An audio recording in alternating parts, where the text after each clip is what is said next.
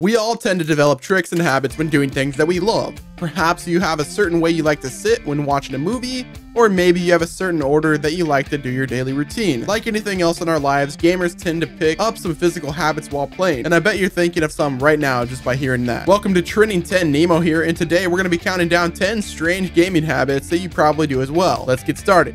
Number 10, blowing on stuff. How many times have you been told not to blow on your N64 cartridges? Believe it or not, back in the NES and the SNES days, Nintendo themselves printed on every single new game that blowing into the cartridge would damage it, yet it still became a staple of the gaming culture. If something isn't working, you blow on it to fix it. Even after the days of cartridges, the tradition continued. If your PS4 or Xbox One is starting to get dusty in the vents, you blow in it. Why clean it off on a rag when you can just blow in it? Number 9, fighting a losing battle. Many of us gamers are quite ballsy. This constantly gets us into trouble though. Many games will tell you how powerful an enemy or level is before you go in, so you can know what you're getting yourself into and maybe try to level your character up before you try it out. But so many of us just don't listen to the game's warning and we just dive right into that super hard level or that super hard boss fight and just end up getting ourselves completely destroyed. Maybe we think we could take on that super hard level, or maybe we think the game is lying and that level isn't actually that hard. But chances are, if the game tells you that something's hard, it is pretty hard. Number 8, hoarding. In many RPG and adventure games, you're given the ability to hold a large amount of items in your inventory to use later on. How many of you actually use all of your equipment though? No one. You may not be a hoarder in real life, but the second you're given the bottomless backpack in an RPG, everyone becomes one. You never know when you're going to need that one super specific item or that one random piece of armor. So you just hold on to it for hours and hours and hours until the game is over and it was never really used. It may sound ridiculous to explain out loud, but I don't think anyone can deny that if they had a real life bottomless inventory like you do in RPGs, you would do the same thing. Number 7, not using rare items. Okay, perhaps you're not a hoarder in RPG or adventure games. To be fair, not everyone is. But even if you're not someone who keeps all the items you find, just about everyone is extremely hesitant to use the rare items, and many never use them at all. In many RPGs, you will hold the rarity of whatever item you stumble upon. We tend to use the common or slightly rare items much more frequently due to how often we find them throughout the game's world. But if you find an epic or a legendary item, chances are you aren't ever going to use it because you don't know when you'll find another. What if it gets destroyed? What if you lose it? Why would I use this super rare thing if I don't know when I'm going to get another? It's funny to think about all the times you could have been helped so much by that one rare item that you refuse to use just because it was rare.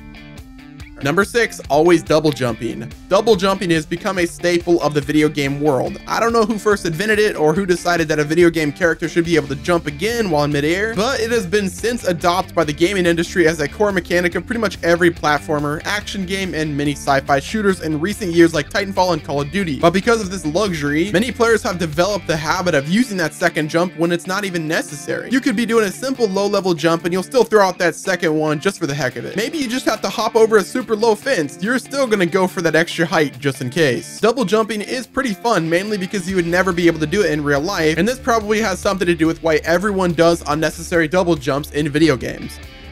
Number 5, mashing buttons during loading screens. We gamers are a pretty impatient bunch. We want our game and we want it now. Because of this, loading screens are the absolute bane of our existence, as they just keep us away from our hobby for a few more seconds than necessary. This often leads to us mashing buttons during a loading screen or cutscene so we can get to the actual gameplay as soon as we possibly can. We know that mashing buttons doesn't make things go faster, but we're going to continue to do it anyways. Number 4, the gamer stance. Everyone develops their own signature lean when they're getting super into a video game. Maybe you slouch forward with your controller between your knees, or maybe you rest your elbows on your legs and let your weight fall forward. Or maybe you're one of those people who have to stand up when they're going super hard in a video game. Whatever your stance may be, every hardcore gamer has their own go-to way to physically resting while they're focusing on their favorite game.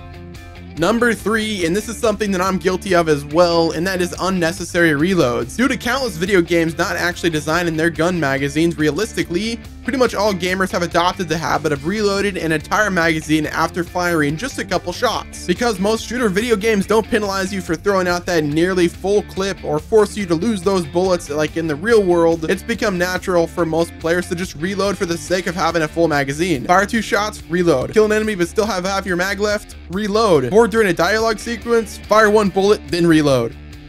Number 2, swearing. No one knows why exactly this is, but everyone swears when they're playing video games, usually much more than they do in their regular lives. It doesn't matter if you swear from time to time or if you never swear at all, If you're playing video games, a cuss or two is going to leak out at some point. Perhaps it's because video games are notoriously frustrating, or maybe it's because games take us into scenarios that we would never actually be in, and our brain reacts in a very extravagant way. Whatever the reason is, there's no denying that gaming brings the vulgarness out of the nicest people.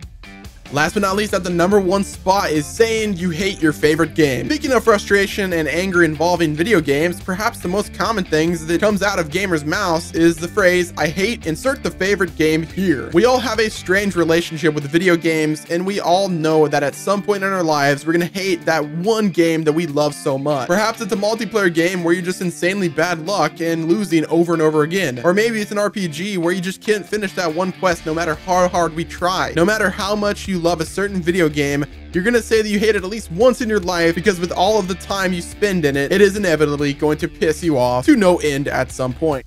And guys, that pretty much wraps it up with this video. Let us know in the comment section below if there's any strange gaming habits that you have that we didn't list on this video. Do us a favor, hit the like button, subscribe to the channel, turn your post notifications on, and check out our sponsors in the description below. Huge shout out to those guys. They empower us to keep making videos like this. That wraps it up with this video, guys. It's been Nemo from Trending10, and I'll talk to you guys on the next video.